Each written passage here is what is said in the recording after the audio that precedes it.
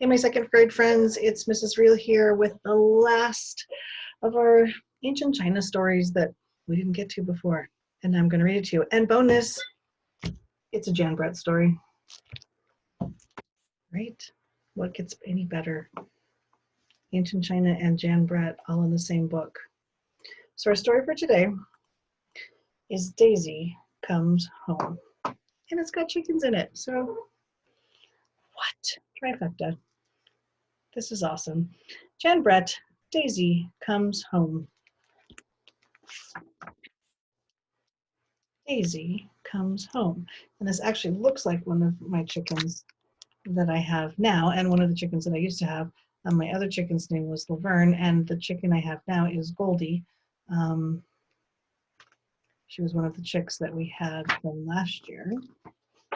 And in true Jan Brett fashion, we're going to be having little cutouts with other parts of the story happening. And it is great pictures of China. So remember, when Jan Brett does any of her stories, she usually travels to the place where the story is going to be happening so that she does research. So she gets the real pictures of the place, she gets the real feel for the place, the animals that are there, the people that are there. So this story is happening in China.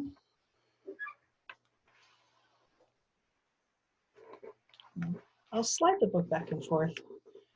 You can hear my chair squeaking. It makes a noise on the counter, but it doesn't fit in here because it's kind of a big book. And I have piles of books everywhere that are kind of in the way as well. Look over the garden wall and you will see the 6 happiest hens in China. They live in Mei-Mei's sandy yard by the Li River, where they lay brown eggs every day for Mei-Mei to sell at the market. But it was not always this way. You see these rugged mountains in the background, the river flowing through. Once upon a time, the smallest hen, the one Mei-Mei calls Daisy, was picked on by all the others. Chickens are not very nice to each other all the time. It happens. This is hard to imagine because Mei-Mei was known far and wide for her happy hens. She gave them treats. She put fresh hay in their nests. She gave them baths when they fell in black mud. And when she called goo goo goo goo, the hens would run to her as fast as their legs could carry them. Look, she's even feeding them their treats with chopsticks. Even Mei-Mei's egg baskets were painted with big red characters that read, "Happy Hens," and she tried to make it so. There's her egg basket. She's sitting on it. It's upside down right there, but you can see the red characters. Those are the characters that stand for Happy Hens. They have a very nice hen house. The boxes that they're in right there are the nesting boxes. That's where they lay their eggs. But every night when it was time to roost in the hen house, the other hens picked on Daisy. They fluffed up their feathers and crowded her off the perch. They jostled her until, peck, one or the other pushed her, and thump, off she fell. So when chickens go to sleep at night, they go up on a roost, which is just a stick or a bar, and they hold on tight with their feet, and they kind of squat down, and they fluff up their feathers, and they get next to each other when it's cold, so they keep each other warm, and they space out when it's hotter. Then the hens tucked their heads into their feathers and went to sleep, while poor little Daisy was stuck below on the damp mud floor, shivering and cold until morning. They are truly not being very nice to Daisy.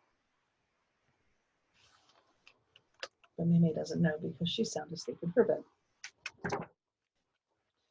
One day it rained all day, and the hens stayed inside. When it got dark, they flew up to their perch, except for Daisy. She had had enough of pushy hens and cold, damp floors. She went outside to find a place to spend the night. Down on the riverbank, she spied one of the market baskets. She snuggled in and fluffed up her feathers to stay warm. Daisy was sleeping and didn't see the river creeping up the bank from all the rain. And when the water reached her happy hens basket, she didn't feel it float out onto the river. So here we see her leaving the coop. And this is when the basket starts to float away. And here she is, just floating onto the river.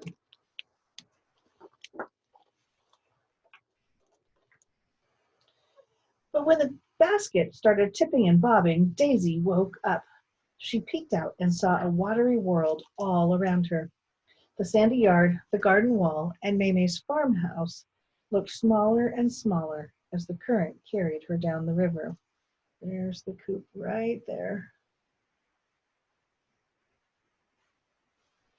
Finally, the basket bumped against a stone jetty where a houseboat was tied up. Scratch, scratch, scraped the basket as the river waves pushed it against the sharp rocks. You can see right here it's bumping up into the stone jetty, which is kind of like a pier. A dog was sitting up on the deck of the houseboat. When he saw the plump hen bobbing in the basket, he barked and scrambled toward her. Daisy squawked and pecked and beat the air with her wings. It was enough to tip the basket off the rocks, and she floated away just in time. Dawn broke over the Gui Mountains as the basket drifted along the river. Branches brushed against it. Fish swam silently by, and the birds flew overhead. Suddenly, Daisy felt a thump. You can see down here in this picture. That's quite the thump. Daisy looked up and saw two big horns and a pair of surprised eyes looking down at her. The basket had drifted into the legs of a great big water buffalo taking a morning drink. The buffalo snorted loudly, scaring Daisy. She flew forward and nipped his furry muzzle and flapped her wings. Daisy scared the water buffalo. He turned and galloped up the bank, scattering the ducks as he ran. His splashes made waves that carried the basket back into the middle of the river. And if we look at what might be coming next.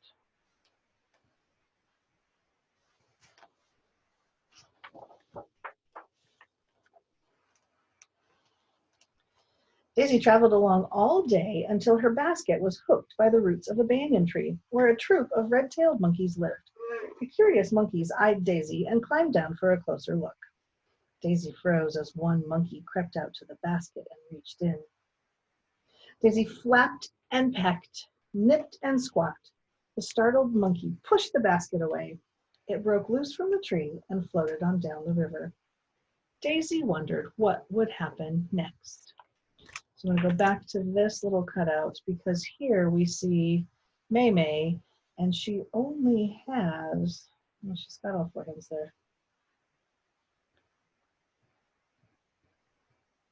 She's looking at her chickens and she's looking quite worried. And here, there's a man in a boat.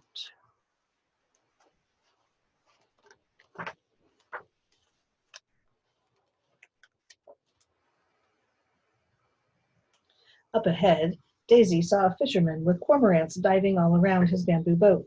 They were catching fish and taking them to him for a reward. The fisherman felt a soft bump behind him. Thinking it was a cormorant, he reached back and grabbed.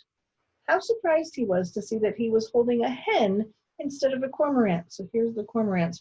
Remember we talked about how they had strings on them tied around their throat so they couldn't swallow the fish, and they would dive in and pick up the fish, and the fisherman would get it, and then the fisherman would give them their food later.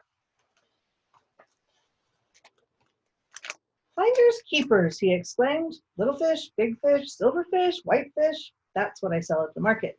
But today I will have this tender young chicken.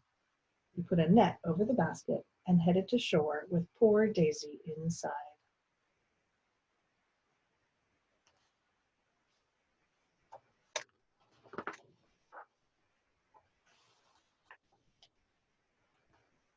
At home, May had looked all day and all night for her little Daisy.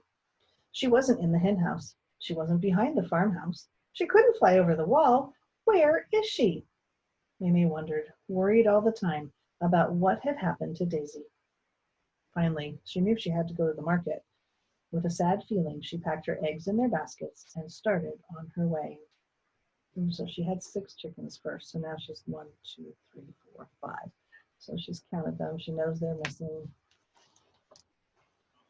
As the basket swung back and forth, the red characters on the sides of her baskets made Maymay feel sadder and sadder. Happy hens, she said aloud to herself. What about my Daisy? Where can she be? If you see in this picture, Maymay has a stick that goes across her shoulder. She's got a basket hanging on each end of the stick with the eggs inside of it. And that helps her carry them all to the market.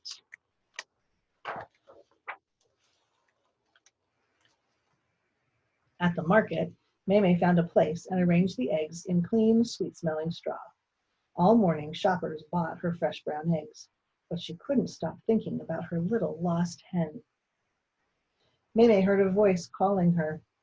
It was her friend Zhang yelling from the back of a bike cart. A fisherman has a happy hen's basket, he shouted. What? She called, not understanding what he was saying. A happy hen's basket, he repeated. You better hurry because he's showing off what's inside. Daisy, Maymay shouted. So here's her friend. He was yelling to her as he was going by in the back of a bicycle with a little wagon on it. And down here we see the fisherman, Daisy in the basket with a net over her.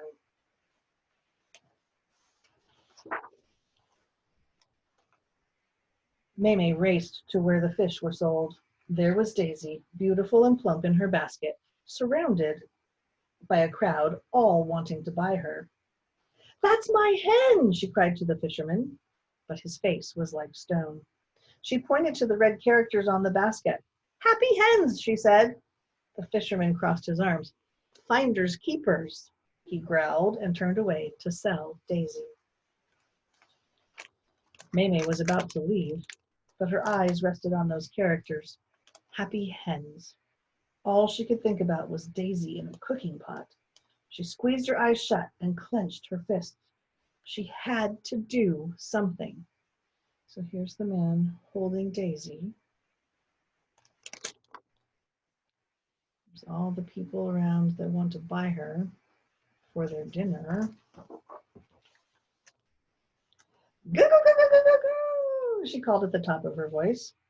And when Daisy heard that call, she answered it the way she had every day of her life.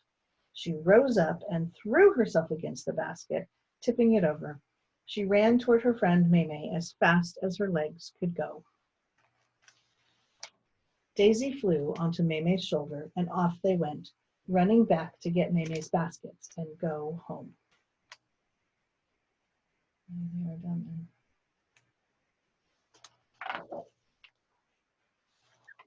The fisherman ran after them, furious. Stop, he yelled at Maymay. That's my hen. Finders keepers, Maymay called over her shoulder. And with Daisy clinging to her, she ran and didn't stop until they were safely home. So here's Daisy on her shoulder. And here's the 1, 2, 3, 4, 5 other chickens at home. Do you think they're going to be nice this time? That night, as the sun went down, Daisy took a place on the roost.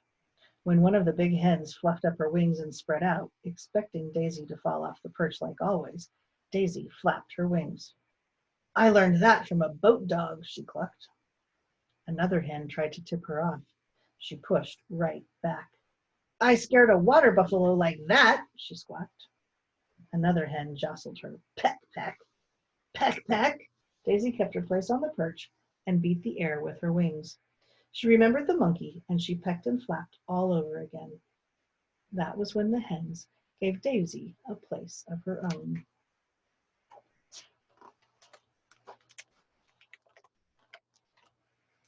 The lap, lap, lap of the river made a peaceful nighttime song.